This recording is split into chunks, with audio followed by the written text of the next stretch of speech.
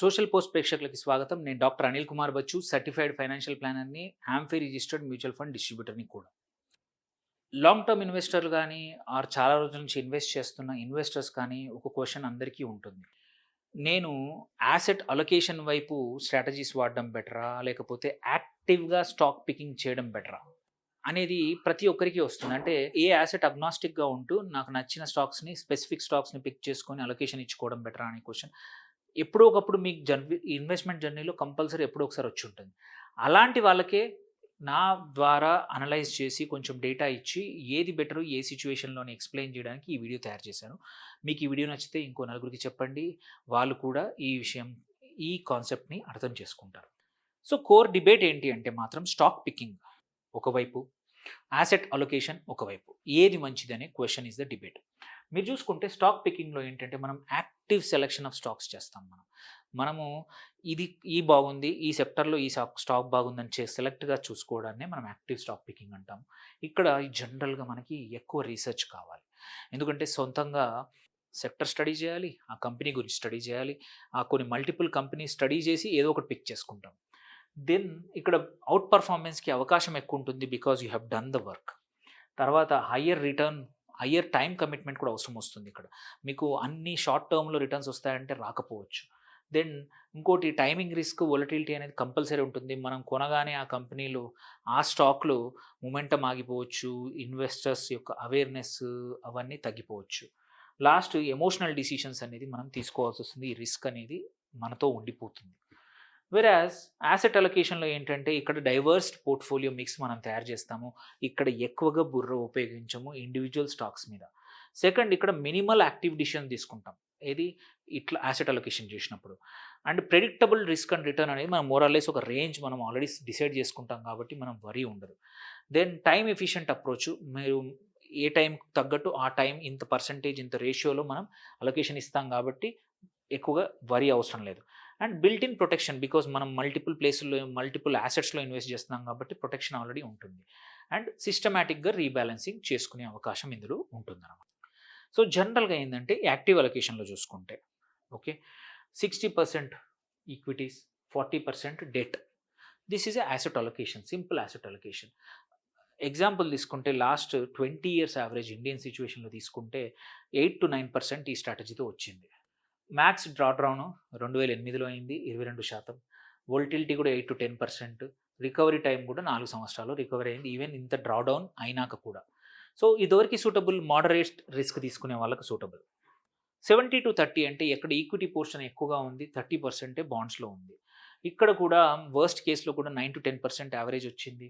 Max drawdown కూడా 32% in 2008లో పోయింది. Volatility కొంచెం ఎక్కువగా ఉంటుంది. ఎందుకంటే మనం ఈక్విటీ పోర్షన్‌కి ఎక్కువగా అలొకేషన్ చేసాం. అట్లాగే రికవరీ టైమ్ ఎక్కువ పడొచ్చు ఎప్పుడైనా డౌన్ డౌన్ ఉన్నప్పుడు. బట్ ఇది ఎవరికి సూటబుల్? అగ్రెసివ్ గ్రోత్ కావాల్సుకునే వాళ్ళకి ఈ అలొకేషన్ పెట్టండి. గోల్డ్ అండ్ మన డెట్ ఏవైతే ఉన్నాయో యూజువల్లీ ఏంటంటే వొలటిలిటీని తగ్గించడానికి వాడే ఇన్‌స్ట్రుమెంట్స్ మన పోర్ట్‌ఫోలియోలో, మన యాసెట్ అలొకేషన్ పోర్ట్‌ఫోలియోలో. యాసెట్ అలొకేషన్‌లో తీసుకుంటే గోల్డ్ జనరల్‌గా 5-10% ఉంటే మంచిది. బాండ్స్ అండ్ డెట్ మాత్రం 30-40% ఉంచుకోవచ్చు. If you are a conservative or less aggressive investor. ఇక్కడ ఎందుకంటే usually this is not always but usually gold అనేది స్టాక్స్‌కి ఇన్వర్స్‌లీ ప్రపోర్షనల్‌గా ఉంటుంది. అంటే కోరిలేషన్ టోటలీ ఆపోజిట్ ఉంటుంది. సో, ఇన్‌ఫ్లేషన్ హెడ్జ్ లాగా వర్క్ చేస్తుంది జనరల్‌గా. అండ్ 2008లో మార్కెట్ పడిపోయినప్పుడు కూడా 30%, 25% ఇంకెక్కువనే 40% పడ్డా గానీ గోల్డ్ 5.5% రిటర్న్ ఇచ్చింది. అండ్ 2020లో కూడా 25% రిటర్న్ ఇచ్చింది. 25లో మీకు తెలుసు నేను చెప్పాల్సిన అవసరం లేదు. నియర్లీ డబుల్ అయింది. 100% ఇచ్చింది. సో, గోల్డ్ క్రైసిస్ టైమ్‌లో బాగా పెర్ఫార్మ్ చేస్తుంది.